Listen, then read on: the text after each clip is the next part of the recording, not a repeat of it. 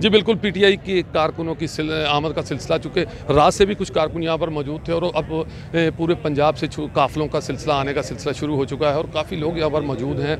मेरे साथ साबिक़ मिनिस्टर मौजूद हैं, इनसे बात करते हैं। सर बताइएगा, आज के जलसे के हवाले से। जलसा तो आपको देख रहे हैं, जोश व खरोश जो लोगों का है, लेकिन ये जो कंटेनर लगा के इन्होंने डिलिबरेटली रोकने की कोशिश की है लोगों को आने से, और अब हम इनको उठवा रहे हैं इनको।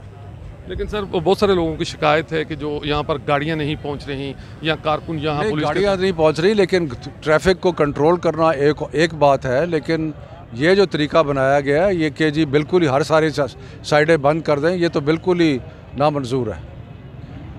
जी बिल्कुल, आपने साबिक़ मिनिस्टर शफकत महमूद साहब की गुफ्तगू जानी। इनका ये कहना है कि तमाम रास्तों को बंद कर रखा है और यहाँ पर आने नहीं दिया जा रहा लोगों को।